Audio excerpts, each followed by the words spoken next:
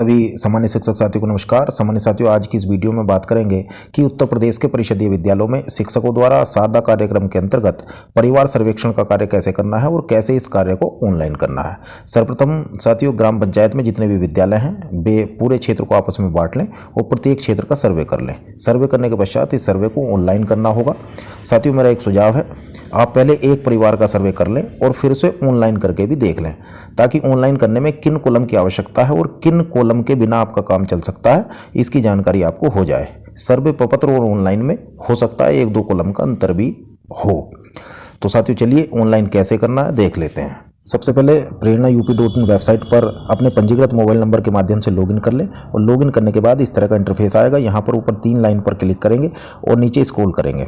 यहाँ पर सर्वेक्षण परिवार हेतु प्रारूप पर क्लिक करेंगे और इस तरह का देखिए साथियों इंटरफेस यहाँ पर आएगा। यहाँ पर लिखा होगा सर्वे हेतु मुखिया जोड़ें, इस पर आप क्लिक करेंगे और क्लिक करने के बाद यहाँ पर इस तरह का इंटरफेस होगा, जिसमें आप पहले केवल और केवल परिवार के मुखिया की जानकारी को यहाँ पर ऐड करेंगे। साथियों, एक चीज़ बताना चाहूँगा कि जितने भी ये रेड कलर के स्टार बने हुए हैं वे सभी के कॉलम आपको भरने अनिवार्य हैं। और यहाँ पर ये ऊपर मंजरा ग्राम सभा और मोहल्ला, ये ऐसा कॉलम है जिस पे रेड कलर का स्टार नहीं है, फिर भी इसको बिना भरे ये फॉर्म सेव नहीं होगा, तो इसको भरना अनिवार्य है। ठीक है साथियों, तो चलिए एक कॉलम पर पहले बात कर लेते हैं मुखिया के। यहाँ मंजरा आप भर लेते हैं, उसके बाद राशन कार्ड।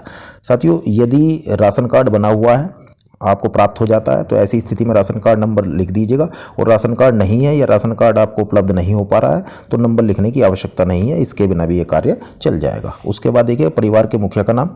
यहाँ साथियों परिवार के मुखिया का नाम महिला भी हो सकता है और वो पुरुष भी हो सकता है। देखिएगा, यदि राशन कार्ड बना है और आपको उपलब्ध हो जाता है तो उस पे से देख करके उसके हिसाब से आप परिवार का मुखिया का नाम लिख दीजिएगा और पूरे परिवार की एंट्री उस राशन कार्ड के अनुसार ही कर दीजिएगा। साथियों, उनकी आयु, लिंग आदि ये सभी चीज़ें आप भर लीजिएगा, भर सकते हैं। शैक्षिक योग्यता के बारे में एक चीज़ कहना चाहूँगा साथियों कि जब आप शैक्षिक योग्यता भरें तो उसमें देख लीजिएगा कि वे स्कूल गए हैं तो वह नहीं।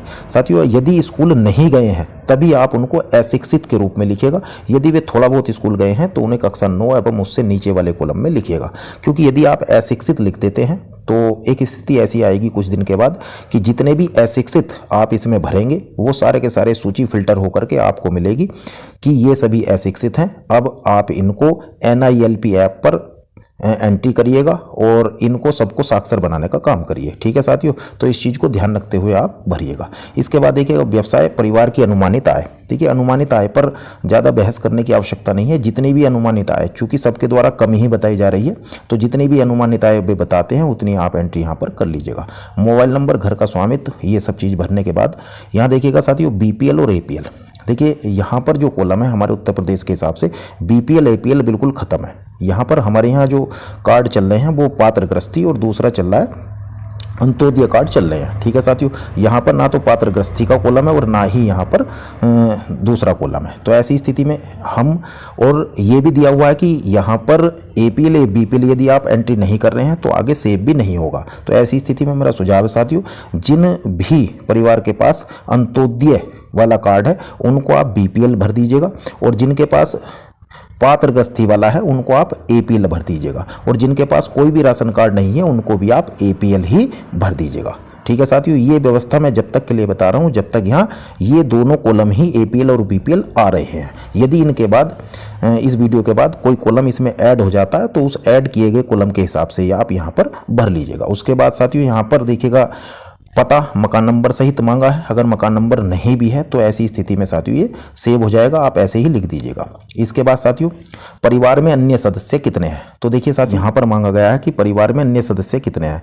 देखिए साथियों, जितने भी 14 वर्ष से उस मुखिया के उस परिवार में 14 वर्ष से जितने भी अधिक वाले सदस्य हैं उनकी एंट्री यहाँ करनी है, और जितने भी 14 वर्ष से छोटे बच्चे हैं उन सब की एंट्री साथियों यहाँ पर करनी है। चलिए पहले कर लेते 14 वर्ष से अधिक वालों की एंट्री। तो साथियों यहाँ पर देखिएगा, देखेंगे अगर 14 वर्ष से अधिक के हैं तो आप हाँ कर दीजिएगा। जैसे ही आप हाँ करते हैं तो नीचे साथियों एक टेबल खुल जाएगी।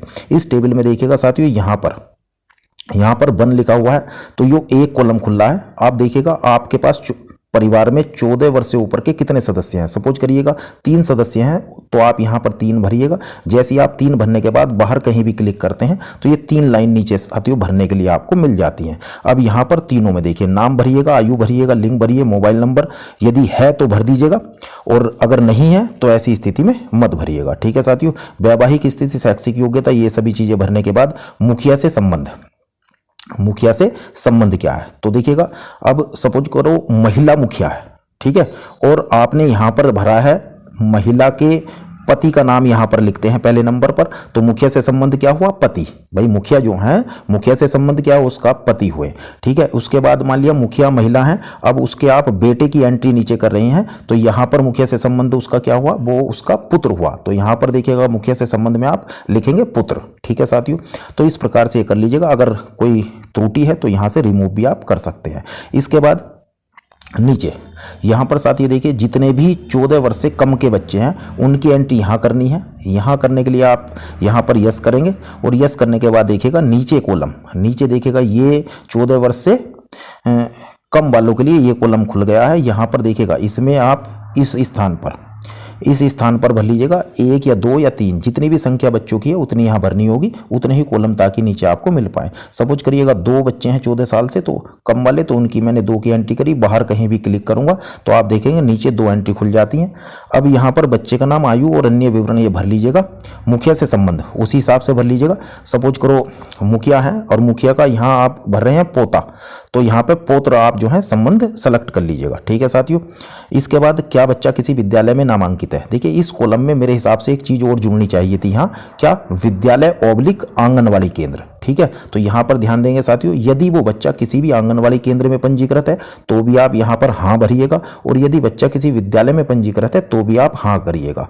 यदि बच्चा इन दोनों में से नहीं है तब ऐसी स्थिति में आप इसमें ना भरेंगे। ठीक है साथियों। जैसे कि 3 वर्ष से ऊपर के बच्चे आंगनवाड़ी में पंजीकृत होते हैं और फिर विद्यालय में पंजीकृत होते हैं। ठीक है साथियों।